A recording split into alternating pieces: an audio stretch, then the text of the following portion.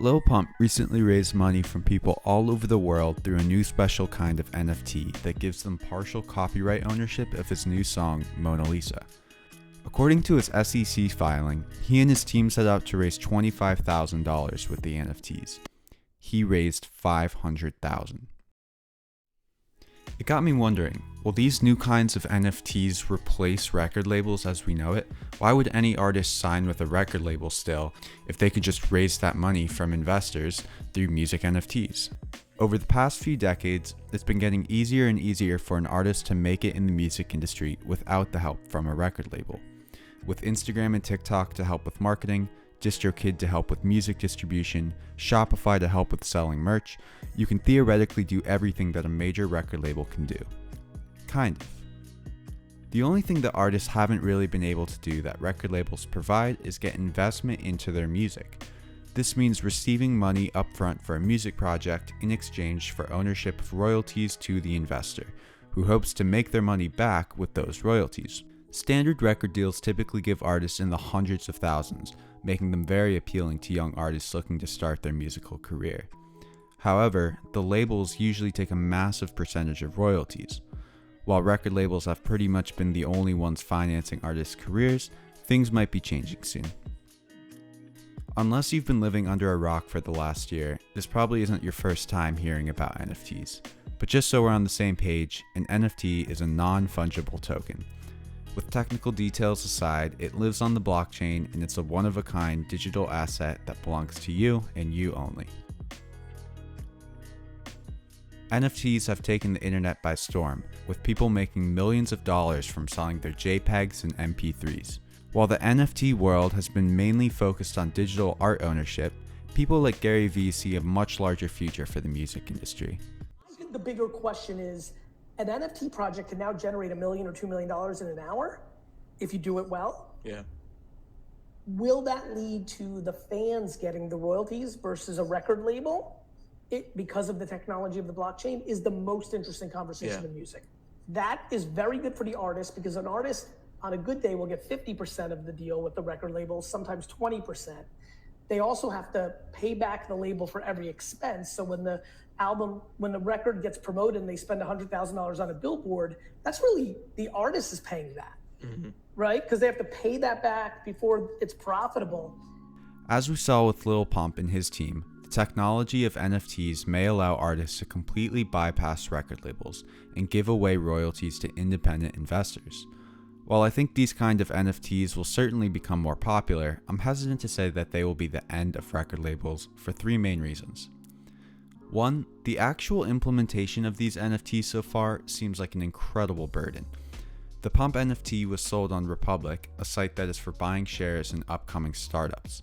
His team had to literally set up an entire LLC just for the one song called Mona Lisa Song LLC, and then register it with the SEC. For those who don't know, the SEC is the US Securities and Exchange Commission. It's the place where huge corporations have to file to be listed on the stock market. This is going to be an absolute headache if artists have to do this every time they want to raise money through NFTs. It's unclear though whether this will be required going forward, or if it's just how they were doing it initially. The NFT technology was developed by a company called Opulus.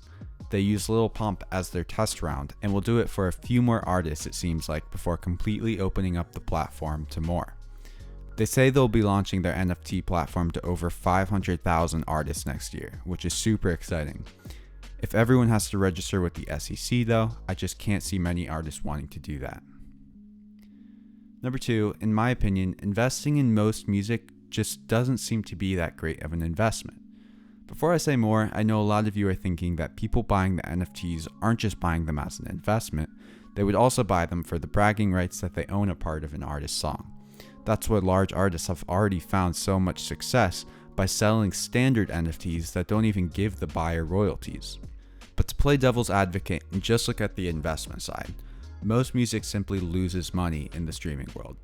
Record labels have been getting pickier and pickier over the years about which artists they invest in, simply because they know they could very easily lose money on a new artist if they flop. Despite the inherent risk in investing in music, it makes a lot of sense for record labels to invest in it because they have the resources to make it succeed.